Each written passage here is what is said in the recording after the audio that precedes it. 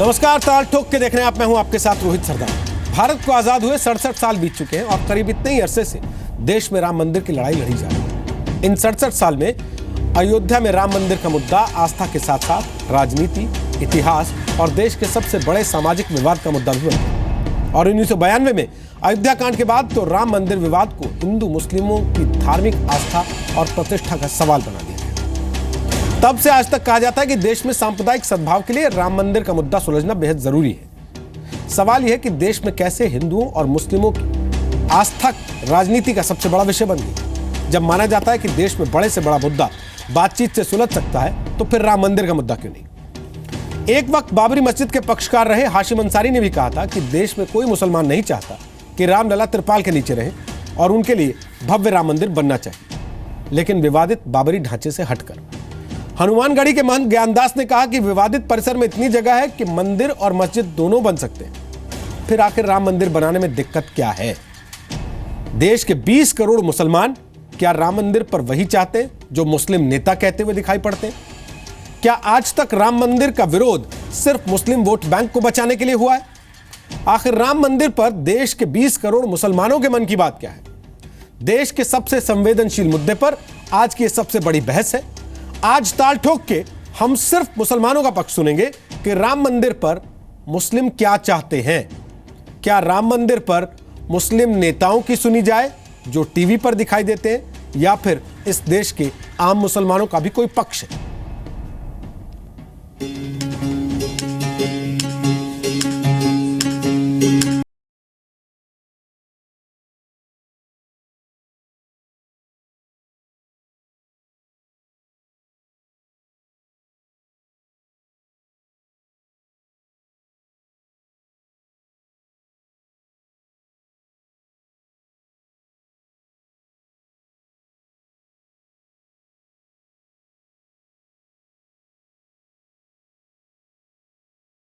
आचार्य level पर भी और प्राइम मिनिस्टर लेवल पर भी 2 मरतबा एफर्ट बहुत ही सस्टेंड हुई, कई महीने तक गुफ्तगू चली और नाकाम हुई। तो अब वो नाकाम हो जाने के बाद तब मुस्लिम पर्सनल लॉ बोर्ड ने फैसला किया कि अब सिर्फ कोर्ट से ही फैसला हो सकता है। वो कोई टीम नॉमिनेट करे सुप्रीम कोर्ट जजेस की, उन पर ही भरोसा है। वो हियरिंग करें, हम उसके लिए तैयार हैं। लेकिन आउट ऑफ कोर्ट सेटलमेंट के लिए वो हमसे कहेंगे तो हम नहीं जा सकते हैं। वन्यम स्वामी जैसे लोग तो आग लगाने वाले लोग हैं ना, लेकिन जब भी समझौता होता है तो दोनों पक्षों को या सभी पक्षों को थोड़ा पीछे भी हटना पड़ता है। तो दोनों पक्ष थोड़ा थोड़ा पीछे हटें और इसको सेटल किया जाना चाहिए। बातचीत नहीं करेंगे। सुप्रीम कोर्ट इस मसले को सुनवाई कर रहा है, वो रोज इसकी सुनवाई करे।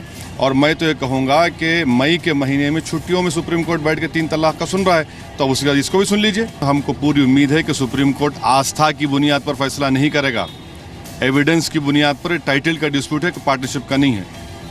ये जबरदस्ती तो एक ऐसी बात करते हैं कि जो सुलझने वाली बात अगर कहीं बनने वाली हो तो ये भी काम खराब हो जाएगा। Rama was born in the same place. Then we are ready to vacate the property of the Babri Masjid. हमारी राय ये है कि हम तो चाह रहे हैं कि मंदिर बन जाए। मुसलमान का कम से कम 85% मुसलमान चाह रहे हैं कि वहाँ मंदिर बनेगा। अगर तो मस्जिद थी, मस्जिद शहीद हो के अगर मंदिर बनेगा तो उसका थोड़ा प्रॉब्लम तो होगा ही है ना। ये फ़र्क तो खैर सबको ही पड़ता। हम सोचते हैं कि हमारी मस्जिद बने, वो सोचते हैं हमारा मंदिर बने। सब देखिए, अगर नमाज़ पढ़नी है तो वो तो कहीं भी पढ़ी जा सकती है। ठीक है, मस्जिद का सवाल है, ये एक वापस मैं कहूँगा कि भावना से जुड़ा हुआ सवाल है। बट ऐसा नहीं है कि मस्जिद नहीं बन जाए तो मुसलमान नमाज़ी पढ़ना खत्म हो जाएगा या उनकी इबादतें कबूल नहीं होंगी। ताल ठोक के आज का पहला सवाल, राम मंदिर पर क्या है मुस्लिमों के मन की बात। दूसरा सवाल, मुस्लिमों को बातचीत मंजूर या कोर्ट का फैसला। तीसरा सवाल, राम मंदिर पर मुस्लिम नेताओं की सुने या मुसलमानों की। और ताल ठोक के आज का चौथा सवाल, क्या राम मंदिर का विरोध सिर्फ मुस्लिम वोट बैंक के लिए।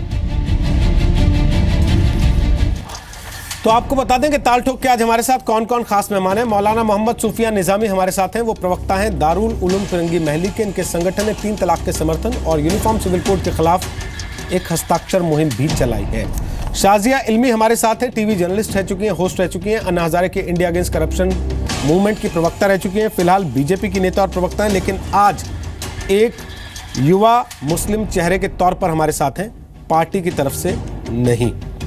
कैप्टन सिकंदर रिजवी हमारे साथ हैं। वो इस्लामिक विचारक हैं, शिया मुस्लिम स्कॉलर हैं और सामाजिक कार्यकर्ता हैं। 36 साल से कमर्शियल पायलट भी। कमर आगा साहब हमारे साथ हैं, अंतर्राष्ट्रीय मामलों के जानकार हैं, खास तौर पर पश्चिम एशिया के मामलों पर आप उनको स्ट्रेटेजिक एक्सपर्ट के तौर पर टीवी पर देखते रहे हैं, राजनीतिक एक्सपर्ट के तौर पर भी टीवी पर देखते रहे, लेकिन आज इस देश के एक बड़े मुस्लिम पढ़े लिखे तबके की नुमाइंदगी करने वाले चेहरे के तौर पर आज वो इस कार्यक्रम में हमारे साथ हैं। राशिद अलवी हमारे साथ हैं, कांग्रेस के वैसे बड़े नेता हैं, लोकसभा राज्यसभा दोनों सदनों के सांसद रह चुके हैं, लेकिन वो भी आज कांग्रेस पार्टी के नुमाइंदे के तौर पर नहीं बल्कि राशिद अलवी के तौर पर और इस देश के बहुत सारे ऐसे मुसलमानों की नुमाइंदगी के तौर पर हमारे साथ हैं जिनकी बात वो इस कार्यक्रम में रखेंगे। इकबाल अंसारी हमारे साथ हैं जो कि इस मामले के दिवंगत पक्षकार हाशिम अंसारी के बेटे हैं। बाबरी मस्जिद राम जन्मभूमि केस में हाशिम अंसारी एक पक्ष है, उनके बेटे इकबाल अंसारी हैं और बाबू खान नेता हैं मुस्लिम वेलफेयर सोसाइटी के, वो भी मेरे सहयोगी विशाल पांडे के साथ हैं। ये दोनों लोग अयोध्या से विशाल के साथ मौजूद हैं। तो पहले तो विशाल मैं चाहता हूं हम किसी भी और से बात करें, उनसे बात करनी चाहिए जो इस मामले के असली पक्षकार हैं। उनसे पूछिए कि मुसलमान इस मामले में क्या चाहता है, राम मंदिर बने कि ना बने। बिल्कुल रोहित जी, बेहद संवेदनशील मसला है, इसीलिए हम अयोध्या पहुंचे और अयोध्या में मुस्लिमों के मन की बात जान रहे हैं। हम इस वक्त हाशिम अंसारी के घर पर मौजूद हैं, उनके बेटे इकबाल अंसारी जो कि इस पूरे केस के पैरोकार हैं, हमारे साथ हैं। हम इन्हीं से जानेंगे कि आखिर राम मंदिर के मुद्दे पर आपके मन की बात क्या है, आप क्या चाहते हैं, राम मंदिर बने या ना बने, आपका फॉर्मूला क्या है? मैं मुद्दई बाबरी मस्जिद मोहम्मद इकबाल अंसारी बोल रहा हूँ। ये कोर्ट का फैसला नहीं है, ये एक सुझाव आया है, तो उसके लिए हम लोग भी खुश हैं कि ऐसा सुझाव आया है। आने वाले दिन पे हम लोग अपना भी प्रयास जो है करेंगे कि हिंदू मुसलमान और हमारे यहाँ मौलवी हैं, वकील हैं, इनको सबको हम लोग बुलावेंगे और ये मसला ख़त्म करने के लिए ये पूरी कोशिश हम लोग करने के लिए तैयार हैं। और ऐसा कुछ लोग तो ऐसे लगे हुए हैं, ऐसी बात करते हैं कि मंदिर बनाओ मस्जिद बनाओ। हम लोग चाहते हैं कि दोनों एक साथ में बने, लेकिन अगर ऐसे लोग होंगे कि सरजू के पार बना लो या अयोध्या छोड़ दो तो उन लोगों को मत बुलाया जाए। उन लोगों के बुलाने से बात नहीं बनने वाली है। बातचीत में आप कैसे लोगों को चाहते हैं? आपको बातचीत मंजूर है या सुप्रीम कोर्ट का फैसला? आप क्या चाहते हैं? क्योंकि आपके पिताजी और अब आप इस पूरे मामले के पक्षकार हैं, तो आप बता रहे थे अभी थोड़ी देर पहले कि आप एक मीटिंग भी बुलाने जा रहे हैं सुन्नी सेंट्रल वक्फ बोर्ड की, तो आपके मन की बात क्या है? आपके पास कोई फॉर्मूला है कि किस आधार पर सुलह होना चाहिए, किस आधार पर समझौता होना चाहिए? भाई अभी 2 दिन हुआ है, हम लोग अपने यहाँ सुन्नी सेंट्रल वक्फ बोर्ड की मीटिंग है इतवार को, तो हम लोग वहाँ जाएंगे और अपना ये बात जो कोर्ट का जो है जो टिप्पणी आई है इसको वहाँ हम लोग रखेंगे। ये अपनी जो है राय है कि वहाँ रखें, जैसा वहाँ होगा वैसा हम लोग बताएंगे। अच्छा इकबाल जी, आपने देखा होगा नेता 2 दिन से जब से टिप्पणी आई है सक्रिय हो गए हैं, कुछ लोग पक्ष में हैं टिप्पणी के, कुछ लोग टिप्पणी के विरोध में हैं, तो कैसे आप देखते हैं, आप इस टिप्पणी का क्या कहना है इस टिप्पणी पर सुप्रीम कोर्ट के? भाई ये टिप्पणी तो ठीक है, नेताओं का काम है, वो अपनी अपनी बात तो करते रहेंगे, उनके जवानों को कोई रोक नहीं सकता। लेकिन हम लोग ये है कि लगेंगे, अगर इसका जो है हिंदू मुसलमान दोनों लगें और लग करके ये समस्या का समाधान हो, यही हम लोग चाहते हैं। राम मंदिर पर आपकी क्या राय है इकबाल जी? भाई राम मंदिर, अयोध्या में 1000 मंदिर है, एक राम मंदिर बनेगा तो हम लोग कोई तरह थोड़ी ना है। लेकिन अगर कोई यहाँ का झगड़ा है, जैसे झगड़ा राम जन्मभूमि का है, बाबरी मस्जिद का है, यहाँ झगड़ा दोनों का है, जब तक हम लोग आपस में बैठ करके बात नहीं होगी तक ये समस्या का समाधान नहीं होना है। तो यानी बातचीत के लिए पहले तैयार है, कोर्ट के फैसले आने से पहले आप लोग दोनों पक्ष बैठने के लिए तैयार हैं और बातचीत करेंगे? भाई अगर भी सिंधु परिषद के लोग आते हैं, निर्मोही अखाड़ा के लोग आते हैं जो इससे लगे हुए हैं और जो लोग इससे जुड़े हुए हैं, वो लोग अगर पहल करते हैं तो हम लोग को बात करने में कोई परेशानी नहीं है। अच्छा, आपने जो बैठक बुलाई है आने वाले रविवार को, तो उस बैठक का सबसे अहम एजेंडा क्या होगा? भाई अभी तो हम वहाँ जाएंगे, सारे लोग से बातचीत जो है होगी वहाँ, तो जैसा होगा हम लोग बताएंगे बात। तो रोहित जी देखिए, बातचीत भी करना चाहते हैं और एक तरीके से निमंत्रण भी दे रहे हैं जो दोनों और दूसरे पक्षकार हैं राम जन्मभूमि और मस्जिद मामले को लेकर, उनको ये निमंत्रण दे रहे हैं कि बातचीत होनी चाहिए, लेकिन सिर्फ एक तरफा नहीं, दोनों तरफ की बातचीत सुनी जानी चाहिए। रोहित जी ठीक, विशाल हम वापस आपके पास आते हैं। शाज़िया इल्मी, आपने सुना दोनों पक्षकार हैं उस मामले के ओरिजिनल, वो कह रहे हैं कि बातचीत होनी चाहिए, अगर बातचीत से हल हो सकता है तो क्या बुराई है। और मंदिर बनने पर भी वो कह रहे हैं हमें कोई एतराज नहीं है, जब इतने सारे मंदिर हैं तो एक और होगा, हमें इससे क्या नुकसान होने वाला है। अब मैं ये पूछना चाहता हूं, पिछले 3 दिन से टीवी पे जो लोग ठेकेदारी कर रहे हैं कि नहीं कोई बातचीत नहीं होगी, ये मसला बातचीत से हल नहीं हो सकता, वो कौन है फिर? देखिए, आपने बहुत ज़रूरी सवाल पूछा है रोहित जी। अगर आप पूरे बाबरी मस्जिद, राम जन्मभूमि की आप पूरी हिस्ट्री पढ़ेंगे, इतिहास, तो आप देखेंगे कि अगर कोई कंसेंसस पे जो पार्टियां हैं इन्वॉल्व इसमें, वो अपनी राजनीतिक पोजीशन जो है, पॉलिटिकल स्टैंड को लेकर इतनी डिटर्मिन्ड है कि वो चाहती नहीं कोई सोल्यूशन हो। क्योंकि अगर सोल्यूशन निकल आएगा लोगों से, आपसी सहमति से, बातचीत से, डायलॉग से, रिकन्सिलिएशन से, तो फिर उनकी जो ठेकेदारी उसका क्या होगा।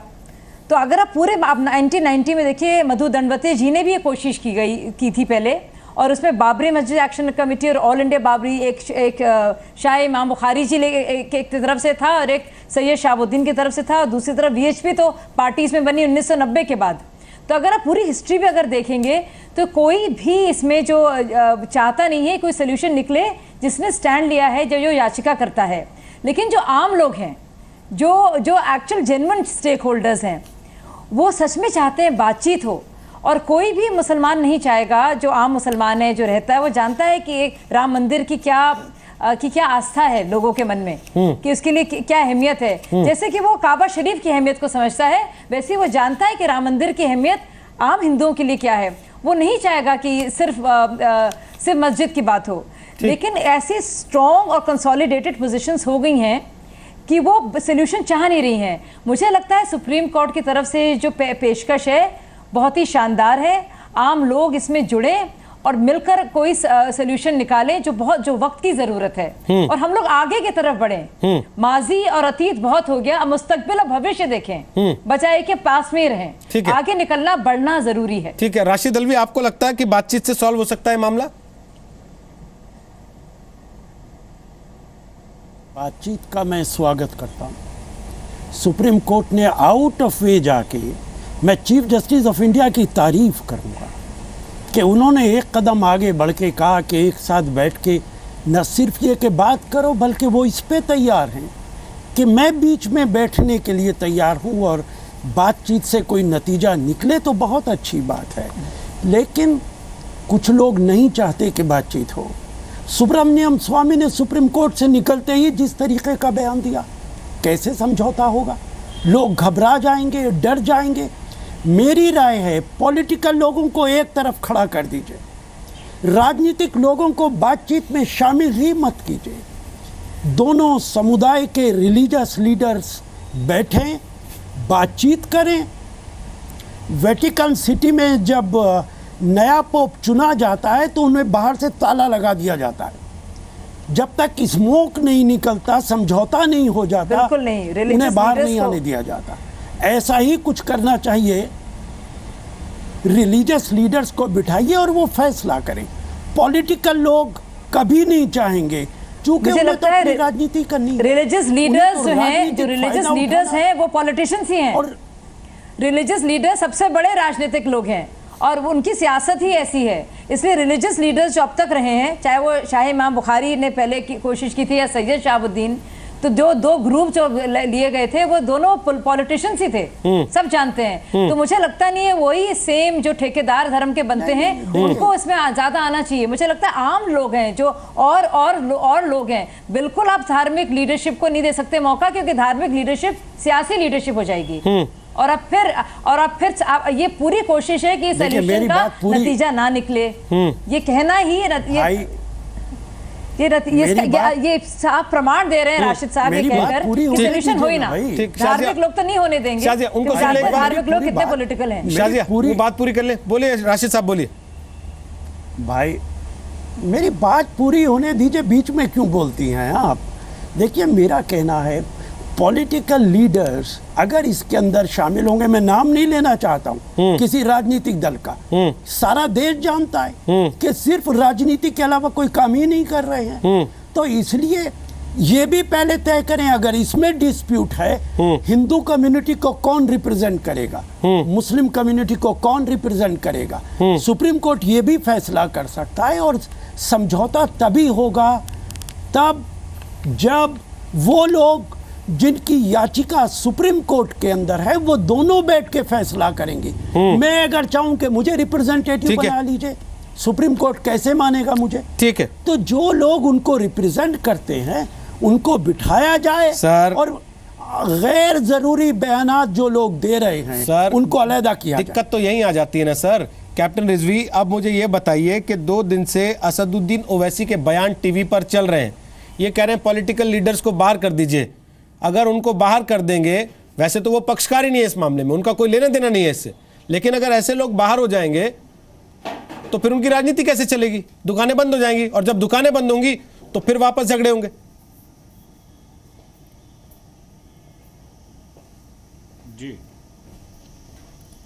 जी रोहित जी,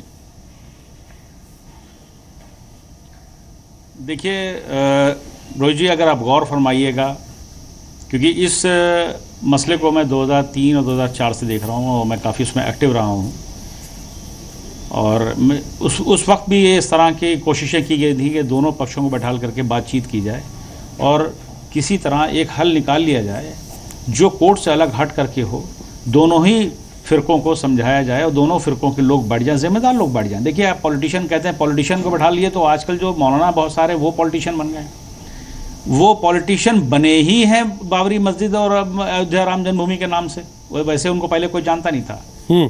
तो मेरा कहने मकसद है कि अगर आम पब्लिक को इसमें इन्वॉल्व किया जाएगा, आम पब्लिक से पूछा जाएगा, अगर मुसलमानों से पूछेंगे तो मैं समझता हूँ कि 85% 90% वो लोग हैं कि साहब वो मंदिर में बन जाने दीजिए, हिंदुओं की आस्था से जुड़ा हुआ है और इतनी बड़ी जगह है, 77 एकड़ है, कहीं बन सकती है, कहीं मस्जिद बनाई जा सकती है। ऐसा नहीं है कि मस्जिद नहीं बनेगी या तो नमाज नहीं होगी, लेकिन जो एक शुरुआत हुई है, ये बहुत अच्छी शुरुआत हुई। मैं बता रहा हूँ 2003 और 2004 में हो चुकी है, अटल जी उस जमाने में प्राइम मिनिस्टर थे, ठीक है, और कोशिश की, मैं खुद उसमें इन्वॉल्व था। और उस वक्त भी जो ये लीडर हैं जिनको कह रहे हैं ना मुस्लिम लीडर नहीं, मौलाना ज़्यादा हैं, इन्हीं लोगों ने ऑब्जेक्शन किया, इन्हीं लोगों ने उधम चौकड़ी करी थी, बात ही नहीं करने दी थी, बैठने नहीं दिया था साथ, बैठना नहीं चाहती, ये लोग चाहते नहीं कि हल हो ही है। और इस तरह तो लंबा खिंचता जाएगा, ठीक है, जनरेशन आती रहेंगी, झगड़े पड़े रहेंगे। मेरे ये वक्त आ गया है, सुप्रीम कोर्ट ने बहुत अच्छा किया है। ठीक है, मौलाना सूफिया निजामी, क्या कहते हैं आप इस पे?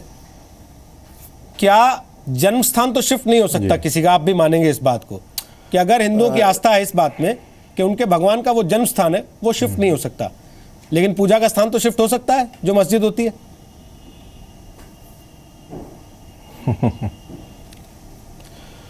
देखिए रोहित जी, दरअसल बात यह है कि जो आपने एक लफ्ज़ यूज़ किया है कि हिंदुओं की आस्था का सवाल है, सवाल इस बात का है कि ये देश और ये मुल्क जो है वो आस्था की बुनियाद पर नहीं चलता है, बल्कि कानून की बुनियाद पर चलता है। मैं एक बात आपको अर्ज़ कर दूं, पहली बात जो क्लियर कट हमारे हिंदू भाई भी उनकी गोशे गुजार हो जाए कि हिंदुस्तान का कोई भी मुसलमान, कोई भी मौलाना, कोई भी आलिम राम जी की उतनी ही कदर करता है जितनी हमारे हिंदू भाई करते हैं।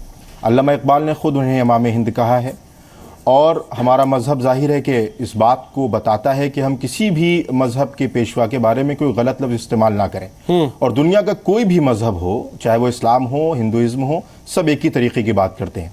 सवाल इस बात का है कि यहाँ पर जो डिबेट है वो इस बात की है कि एक अच्छा ऑफ़र जो ऑनरेबल सुप्रीम कोर्ट के जजेस की तरफ से आया है डिस्कशन का, बड़े से बड़ा मसला इस मुल्क का हो या पूरे हिंदुस्तान का हो, बात से मैं समझता हूं कि हल किया जा सकता है, बशर्ते कि जो बात आपने शुरू की गई कि दोनों तरफ के जो पॉलिटिकल लीडर्स हैं, जिनका काम सियासत है और जिनका काम राम जन्मभूमि और बाबरी मस्जिद के नाम पर रोटियां सेकना है, अगर उनको दूर रखा जाए। देखिए, बहुत दफ़ा बात हुई है, बहुत सारे डिस्कशन हुए हैं, लेकिन कोई नतीजा इसीलिए नहीं निकल पाया कि उसका पॉलिटिकल गेन हासिल करने की कोशिश की गई।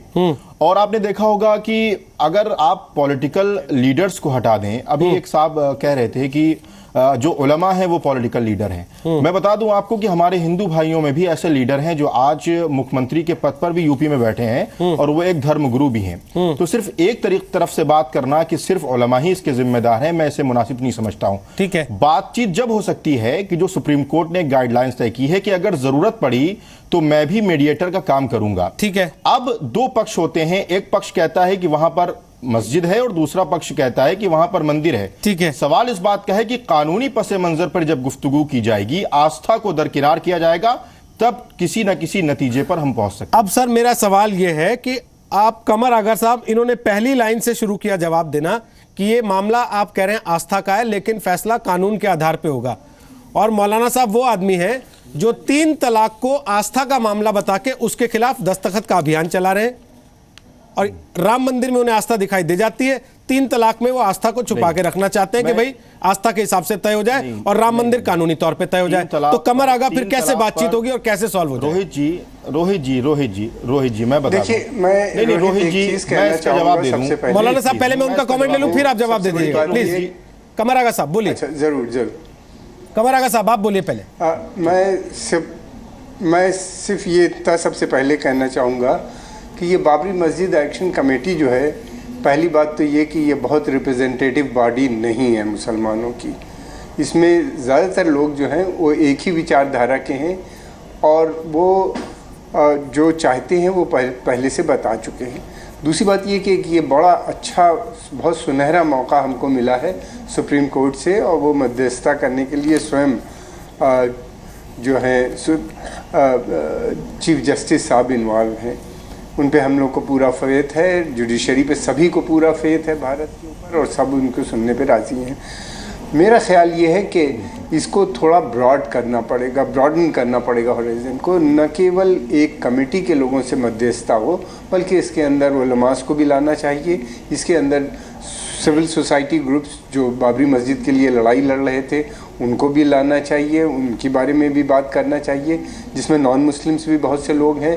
फिर इसके अलावा मैं समझता हूँ उन लोगों से भी बातचीत होनी चाहिए जो लिबरल ग्रुप्स हैं और चाहते हैं कि अमन शांति बनी रहे, इसलिए कि ये मसला बहुत ज्वलंत हो चुका है, बहुत ज़्यादा डीप रूटेड है, और ये अगर नहीं मंदिर बनता जल्दी तो झगड़े भी हो सकते हैं, फसादात भी हो जाएंगे और गांव-गांव तक होंगे।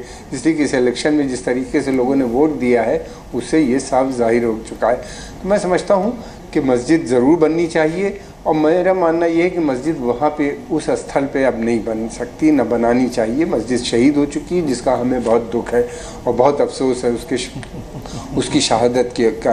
लेकिन ये कि अब वक्त बदल चुका है, बहुत आगे बढ़ चुकी हैं मसले, इनको सॉल्व होना चाहिए, और ये हम लोग को चाहिए कि मस्जिद को हम कहीं और दूसरी जगह पे बनाएं और यहाँ पे एक मंदिर पूरा बनने दें, और मस्जिद भी बनेगी कहीं और किसी भी सूरत से जो हमारे सैकड़ों साल के रिलेशन है हिंदू मुस्लिम भाइयों के आपस में, ये नहीं टूटने चाहिए। अगर ये टूट गए तो बहुत नुकसान होगा। दूसरी बात ये कि यूपी इन झगड़ों की वजह से बहुत पिछड़ चुकी है। सारी इंडस्ट्रीज़ पिछले जो बाबरी मस्जिद को लेके जो झगड़े हुए थे कम्युनल की वजह से, ज़्यादातर इंडस्ट्रीज़ यहाँ से शिफ्ट होके गुजरात और साउथ की तरफ शिफ्ट चली गई। अब फर्दर माहौल बन रहा है डेवलपमेंट का, तो मैं समझता हूँ कि उसके हिसाब से भी बहुत ज़रूरी है कि इस मसले का हल हो, और मसले का हल किया जा सकता है। बहुत लोग इंटरेस्टेड हैं, ये है कि बस इस कमेटी को और इलाज करना चाहिए, इन चंद लोगों के हाथ में नहीं छोड़ देना चाहिए इस मसले को। सब मिल के बैठ के इस मसले को तय करें, और ये बातचीत थोड़े लंबे समय तक, 6 महीना चाहे लगे, उस तक चलनी चाहिए। चीफ जस्टिस सब लोगों को बुलाएं, उनसे अलग अलग बात करें। सूफी उलमास भी हैं, दूसरे लोग भी हैं, अजमेर शरीफ भी है, निज़ामुद्दीन औलिया की भी दरगाह है जो कि बहुत बड़े ग्रुप को रिप्रेजेंट करती है, लिबरल सेक्ट्स के भी लोग हैं, सब लोग हैं, सबसे हमें इन्हें बातचीत करनी चाहिए, मैं आता हूं आपके पास वापस। हल होगा। और बाबरी मस्जिद एक्शन कमेटी के पास कोई इसका सलूशन ठीक है आगा साहब, आप कह रहे हैं बाबरी मस्जिद एक्शन कमेटी के पास उसका सॉल्यूशन नहीं है, सब लोगों को बैठ के बात करनी चाहिए। मौलाना साहब अब मैं वापस आपके पास आ रहा हूं। आप 3 तलाक को आस्था का मामला बता के वहां संविधान को किनारे कर देते हैं। राम मंदिर जो आस्था का विषय है उस पर आप कहते हैं कि आस्था से बात मत करो, कानूनी पहलुओं पर विचार करो। क्यों सर?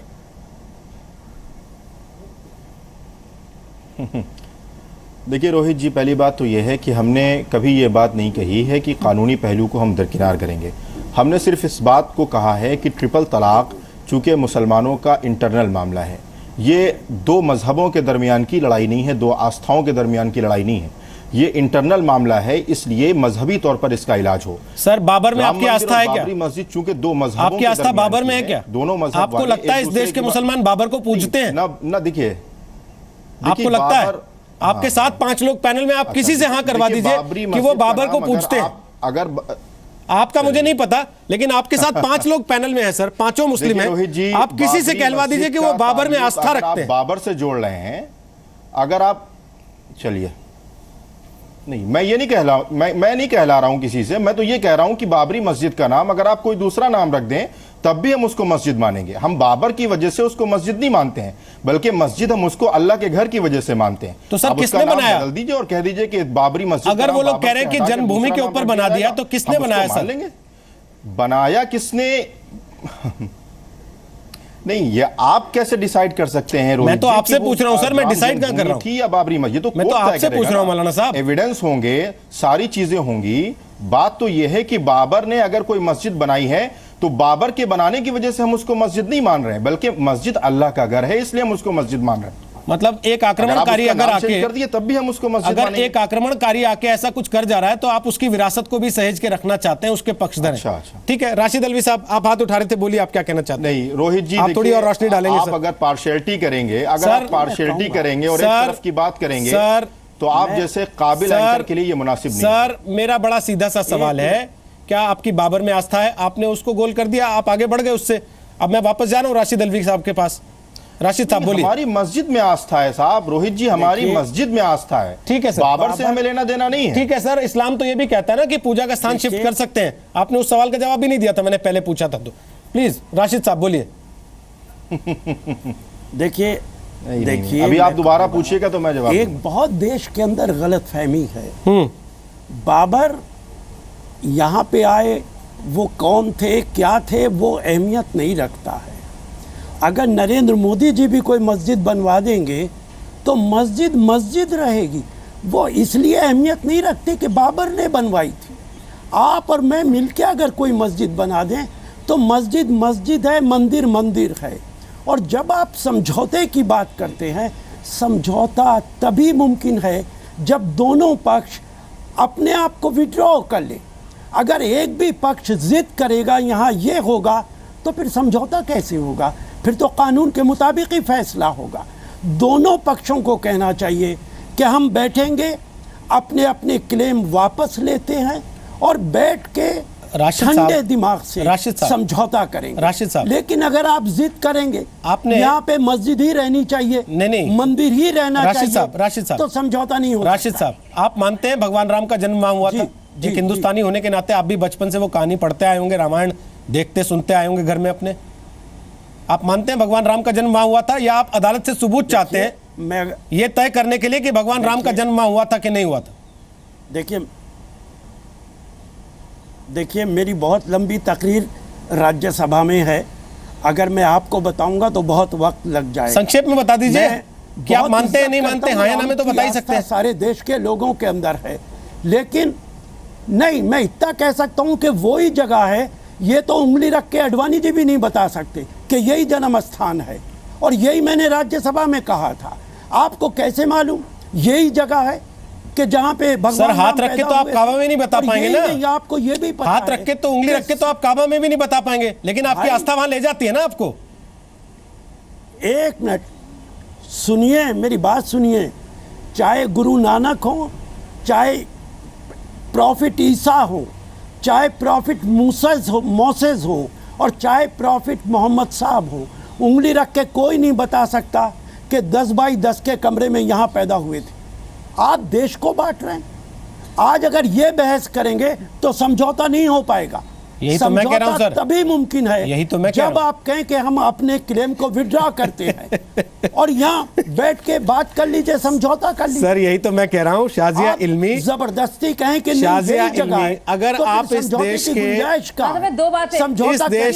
79 करोड़ हिंदुओं से ये कहेंगे कि तुम्हारे भगवान पैदा हुए थे वहां, उस 10 बाय 10 के कमरे से सबूत लेके आओ, आधार कार्ड निकाल के आओ भगवान रामचंद्र का, तो फिर तो वो बातचीत करने के लिए बैठ गए आपके साथ और फिर हो गया फैसला। आपको ये मालूम है, मैं दो बातें कहना चाह रही हूँ रोहित जी। बोलिए शाजिया जी। सुप्रीम कोर्ट की मैं दो बातें कहना चाह रही हूँ रोहित जी। फैसले में मैं दो बातें कहना चाह रही हूँ। देखिए राशिद अल्वी जी जो है बात को 1948 तक वहाँ पे नमाज होती थी। 1948 तक वहाँ पे नमाज होती थी। सर बाबर के आने से पहले 1528 के पहले वहाँ पे राम की पूजा होती थी। फिर अब आप कहेंगे वीडियो रिकॉर्डिंग ले आओ उसकी। भाई आप चलिए मैं आपसे ही पूछता हूँ, रामायण कब लिखी तुलसीदास ने? सर मुझे छोड़िए ना आप, मुझे छोड़िए ना आप सर। ये फला साल सर आप तो कह देंगे महाभारत कहानी है, हिंदुस्तान में श्रीलंका तक सबूत बिखरे पड़े रामायण महाभारत के आपको नहीं दिखाई देंगे। आप कहेंगे कि अदालत से साबित करवा दो, लेकिन मैं आपसे पूछ लूंगा कि जिनमें आपकी आस्था है आप उनकी पैदाइश के सबूत मांगते थे क्या कभी? तो आप गोल कर जाएंगे बात को। इसलिए प्लीज सर, प्लीज 1500 बातों को घुमाइए मत सर। 1571 तक 1571 में तुलसीदास जी ने रामायण सर इसी चीज का हमें डर था कि इसमें नेतागिरी ना हो। कहीं नहीं लिखा सर, यही हम चाहते थे कि नेतागिरी ना हो। ये जगह है जहां पे पैदा हुए थे। शाजिया बोलिए क्या, बोलिए शाजिया। आर्गुमेंट दे रहे हैं ना जी। मैं दो बातें कहना चाह रही हूँ यहाँ पे। आप देखिए कितनी गोलमोल बात राशिद अल्वी जी कर रहे हैं।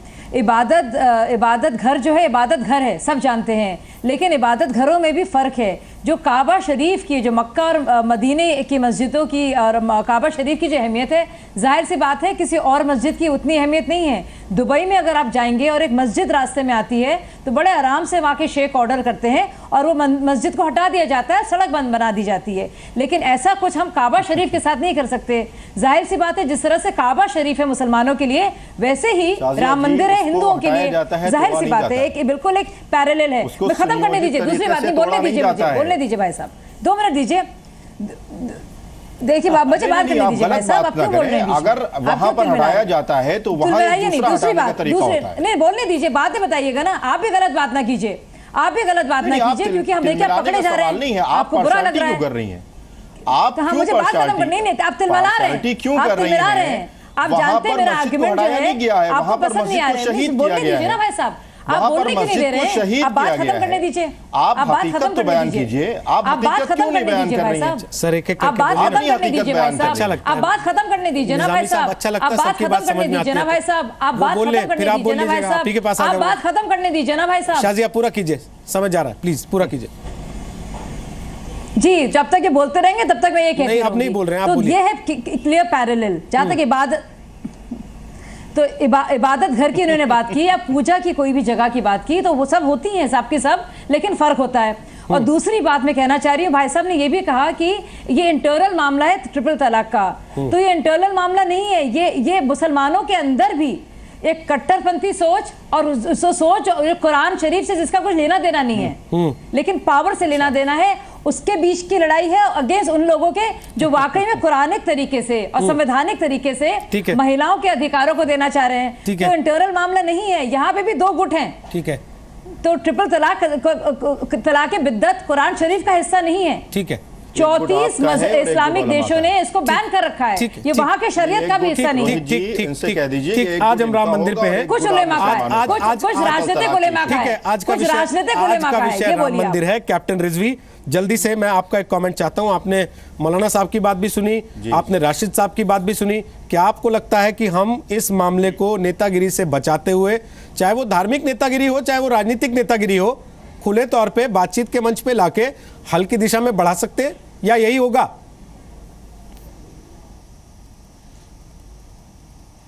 देखिए मैं एक चीज़ बता दूं आपसे।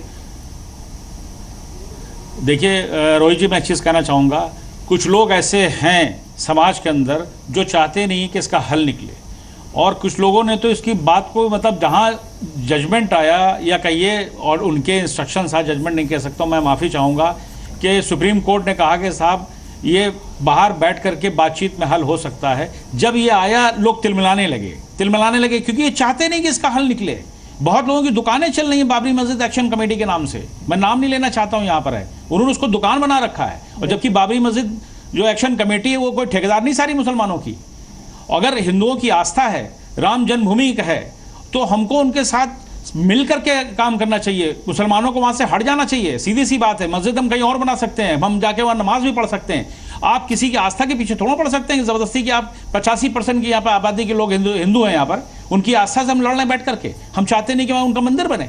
हम तो चाहेंगे अगर हम अच्छे हिंदुस्तानी के अमन सुकून से एक भव्य मंदिर बने, इसी तरह भाई भव्य मस्जिद बने, सारे मुसलमान भी जाएं मस्जिद में नमाज पढ़ने के लिए, हर फिरके के जाएं, उसमें किसी एक फिरके की मस्जिद ना बने। याद रखिएगा, बड़े फिरके हैं जनाब, ये ऐसी बने मस्जिद वो कि उसमें हर फिरके का जाए, वो किसी भी फिरके का हो, लेकिन पहले हिंदुओं की जो मस्जिद है, मंदिर है, जिसको मस्जिद लोग कह रहे हैं बाबरी मस्जिद, देखिए बात करने दीजिए हुजूर, बात काट देते हैं, आप सुनते नहीं है। नौजवानों से पूछिए, आज के नौ पढ़े लिखे लोगों से, मुसलमानों से पूछो, ये कहते हैं कि मस्जिद नहीं थी, अब तो मस्जिद कहीं और थी। अब आप उनसे जाके पूछते नहीं है, यही 4-6 लोग आकर के दावा करते हैं कि वहां पर मस्जिद थी, तोड़ दी गई थी, लेकिन वो मंदिर है, वो जन्म स्थान है, वो 85% की आस्था उससे जुड़ी हुई है। मेरे समझ नहीं आता आप लोग बात करने क्यों नहीं चाहते हैं? बैठ करके बात करने में क्या परेशानी है? अगर सुप्रीम कोर्ट ने कहा है तो बैठना चाहिए ना। अगर बैठना चाहते भी हैं तो कुछ लोग ऐसे हैं, ऐसे फिरके के लोग हैं, वो चाहते नहीं कि झगड़ा बने रहे,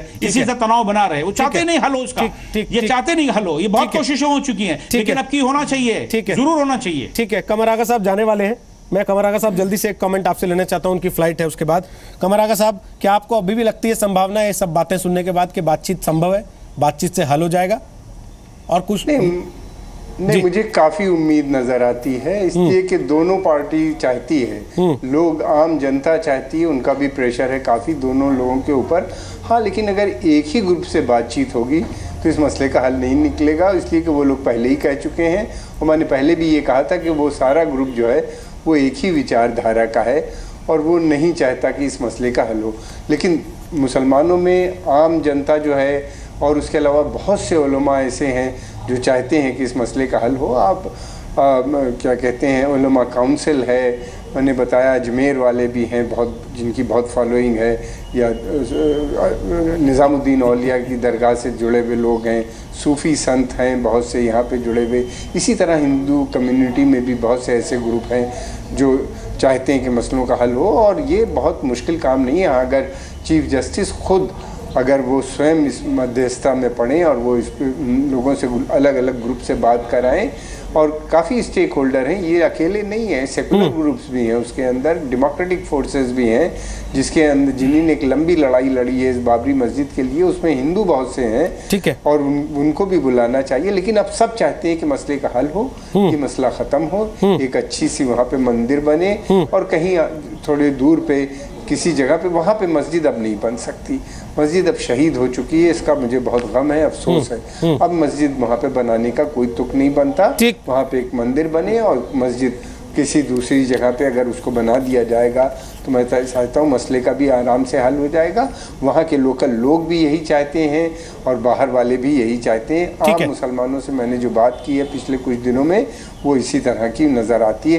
कोई नहीं चाहता कि झगड़ा हो, आम आदमी नहीं चाहता। ठीक, शुक्रिया कमर आगा साहब, शुक्रिया। आप कह रहे हैं कि मस्जिद शहीद हो चुकी, वहाँ नहीं बन सकती, अब दूसरी जगह बननी चाहिए और राम मंदिर बनाया जाना चाहिए उस जगह पर जहाँ पर करोड़ों लोगों की आस्था जुड़ी हुई है।